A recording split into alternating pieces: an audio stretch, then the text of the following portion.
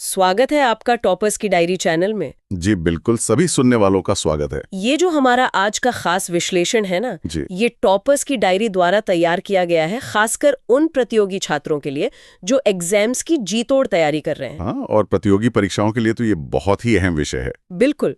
तो आज का हमारा विषय है भारत के प्रमुख लोक और शास्त्रीय नृत्य, और इस वीडियो में हम इसे पूरे विस्तार से एक्सप्लेन करने वाले हैं।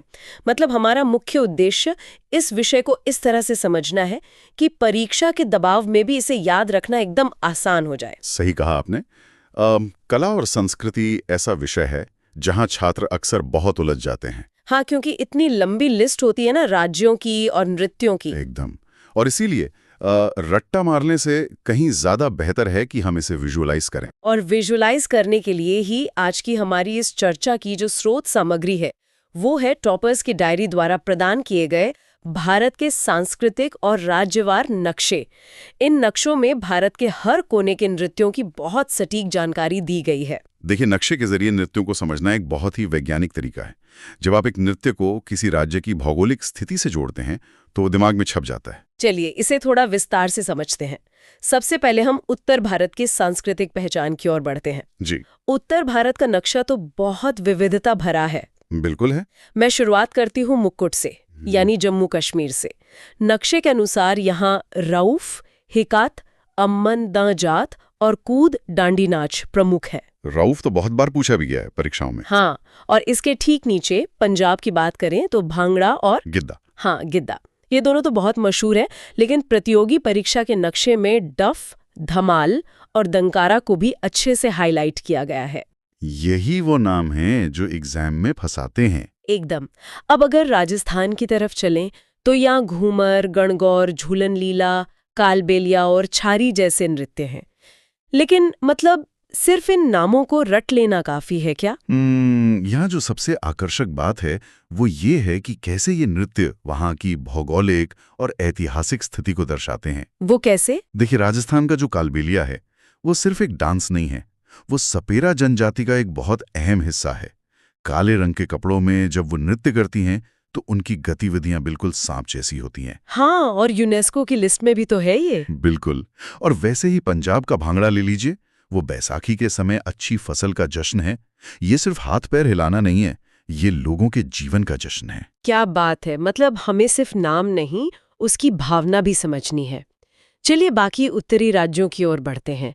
उत्तराखंड के पहाड़ों में भोटिया, चमफुली और छोलियां हैं। चोलिया तो मार्शल आर्ट वाला नृत्य है ना? हाँ, तलवार के साथ किया जाता है।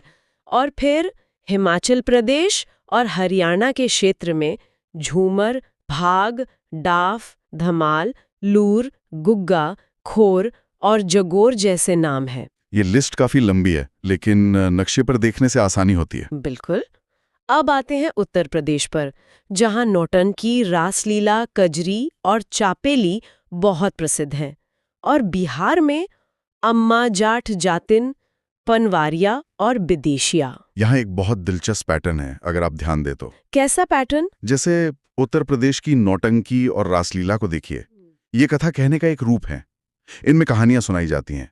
और वहीं बिहार का विदेशिया, ये बहुत ही खास है। विदेशिया के बारे में मैंने पढ़ा है कि ये पलायन से जुड़ा है। एग्जैक्टली। जब पुरुष रोजगार के लिए गांव से शहर चले जाते हैं तो पीछे रह गए लोगों की पीड़ा और सामाजिक विषयों को विदेशिया में दिखाया जाता है। परीक्षाओं के लिए इन छोटे छोटे अंतरों को याद रखना बहुत जरूरी है। वाह, मतलब विदेशिया सिर्फ डांस नहीं है, एक सोशल मैसेज है। बिल्कुल। तो चलिए उत्तर भारत से अब थोड़ा आगे बढ़ते हैं, मध्य पश्चिम और पूर्वी भारत के संगम की तरफ। मध्य प्रदेश से शुरू करते हैं। हाँ, मध्य प्रदेश के नक्शे में जवारा, मटकी, अड़ा, खाड़ा, नाच, फूल पत्ती, गृदा नृत्य और मंच, जिसे माच भी कहते हैं, वो दिए गए हैं। और गुजरात के नक्शे पर? गुजरात में तो गरबा और डांडिया रास है ही, साथ में टिप्पणी, जुरून और भावई भी हैं।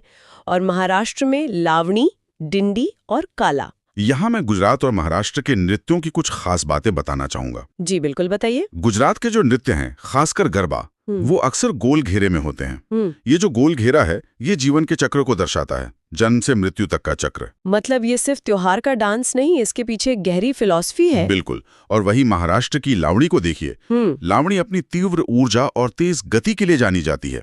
ढोलकी की तेज थाप पर इसे किया जाता है। हाँ, ऊर्जा तो लावणी की पहचान है। तो ये जो अंतर है ना, हम्म, गरबा का गोल घेरा और लावणी की ऊर्जा, यही एग्जाम में ऑप्शंस छांटने में मदद करते हैं। बहुत सही पॉइंट है ये। अब हम पूर्वी भारत और वहाँ की आदिवासी संस्कृति की ओर चलते हैं। ये हिस्सा परीक्षाओं के लिए बहुत ही ज्यादा महत्वपूर्ण है। मैं लिस्ट पढ़ती हूँ।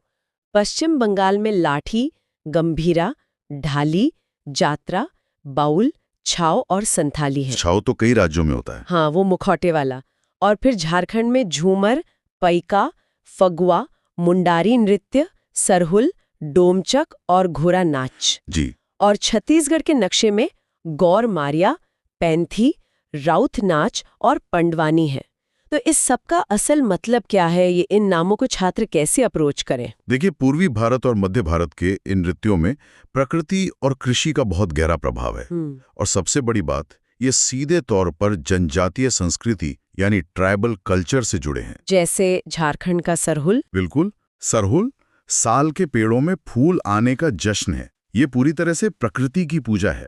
और छत्तीसगढ़ का पंडवानी भी देखिए, इसमें महाभारत की कथाएं गाई जाती हैं, वो भी एकल रूप में।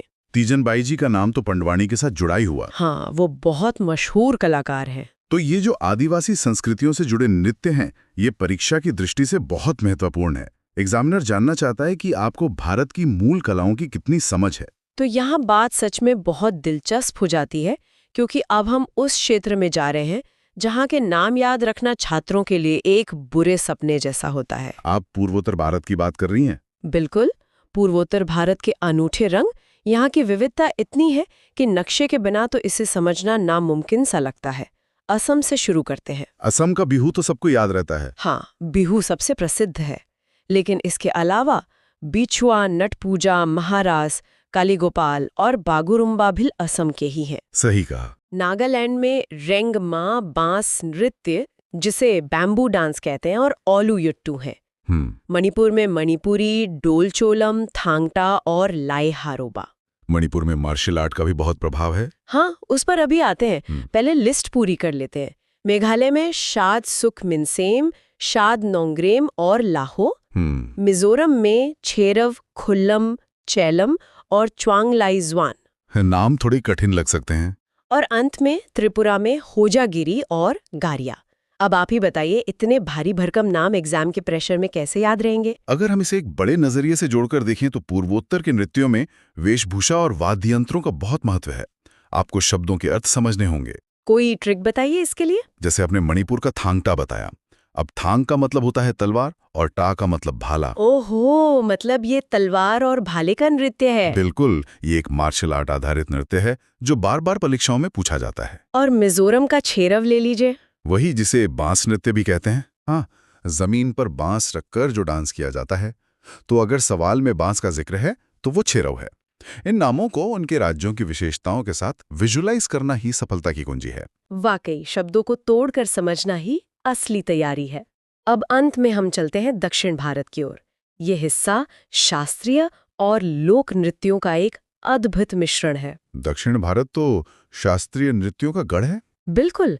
आंध्र प्रदेश में कुचिपुड़ी, वीरानाट्यम, बुट्टा बुम्भुलू, भामाकल्पम, डप्पू, दपला, तपेता, गुल्लू, लंबाडी, धीमसा और कुलट्टम है। ये जो कुचिपुड़ी है, ये तो शास्त्रीय नृत्य है। हाँ, और तेलंगाना में पेरिनी, शिवतांडवम, गुसादी और धीमसा हैं। तमिलनाडु में बहुत ही मशहूर भरतनाट्यम, कुमी, कोलट्टम और कवाडी अट्टम। भारतनाट्यम भी क्लासिकल है। एकदम। और केरल में कथकली, जो कि शास्त्रीय है, मोहिनी अट्टम और कुरावार कली। और अंत में कर्नाटक, जहां यक्षगान, हुट्टारी, सुग्गी, कुनीथा, करगा और लाम्बी हैं। यहाँ पर सबसे जरूरी बात जो छात्रों को ध्यान रखनी है वो है क्लासिकल और फोक का अंतर। हाँ, क्योंकि मिक्स करके सवाल आते हैं। बिल्कुल। केरल का कथकली और मोहिनी अट्टम, तमिलनाडु का भरतनाट्यम और आंध्र प्रदेश का कुचिपुड़ी, ये शास्त्रीय नृत्य हैं। ये नियमों से बंधे हैं।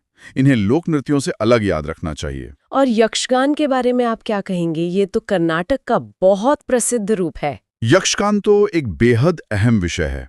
अक्सर परीक्षा के प्रश्न पत्रों में देखने को मिलता है। ये पूरी रात चलने वाला एक पारंपरिक थिएटर फॉर्म है। शास्त्रीय और लोक कलाओं के बीच का ये जो फर्क है, यही एग्जाम में आपके नंबर बढ़ाता है। तो अगर मैं इस पूरे सत्र को समेटूं तो टॉपर्स की डायरी के इस वीडियो और इन बेहतरीन नक्शों ने भारत के विशाल सांस्कृतिक परिदृश्य को समझना सच में बहुत आसान बना दिया है। हाँ, नक्शों ने इसे एक कहानी का रूप दे दिया है। बिल्कुल, मतलब कश्मीर के रऊफ से लेके केरल के कथकली तक और गुजरात के गरबा से लेकर मणिपुर के थांगटा तक ऐसा लगता है जैसे पूरा भारत एक ही सांस्कृतिक लय में बंधा है। और मेरी सभी छात्रों को यही सलाह रहेगी कि इन सूचियों को आंखें बंद करके रटने के बजाय इन्हें भारत के नक्शे पर उनकी जगह के अनुसार लिखकर याद करें। खाली नक्शे भरकर प्रैक्टिस करना बेस्ट है। एकदम। जब आप ऐसा करेंगे तो परीक्षा में कोई भी सवाल छूटेगा नहीं। बहुत ही शानदार चर्चा रही आज की। रिचर। हाँ, लेकिन खत्म करने से पहले इससे एक बड़ा ही अहम सवाल खड़ा होता है जिस पर हमें सोचना चाहिए। कैसा सवाल? देखिए, आज हम इन नृत्यों को अलग अलग राज्यों की सीमाओं में बांटकर याद कर रहे हैं कि ये कर्नाटक का है, वो असम का है। हाँ, पढ़ाई के लिए तो ऐसा ही करना पड़ता है। बिल्कुल, लेकिन जरा सोचिए, जब ये नृत्य सदियों पहले शुरू हुए थे, जब आदिवासियों ने या किसानों ने पहली बार ये ताल मिलाई थी, तब ये राजनीतिक सीमाएं थी ही नहीं। हाँ, उस वक्त तो कोई राजी नहीं होते थे। तो क्या ये कला रूप हमें बांटने वाले राज्यों की सीमाओं से कहीं ज्यादा हमें जोड़ने वाले इंसानी जज्बातों का नक्शा नहीं है? खुशी, दुख, फसल का जश्न, ये तो सब जगह एक ही है ना। ये बहुत ही गहरी बात कही आपने। तो अगली बार जब आप नक्शा देखें तो उन लकीरों के पार उस इंसानी जुड़ाव को महसूस करें। इसी विचार के साथ मैं चाहूंगा कि सुनने वाले इस पर जरूर मनन करें। बहुत बहुत शुक्रिया इस शानदार विश्लेषण के लिए।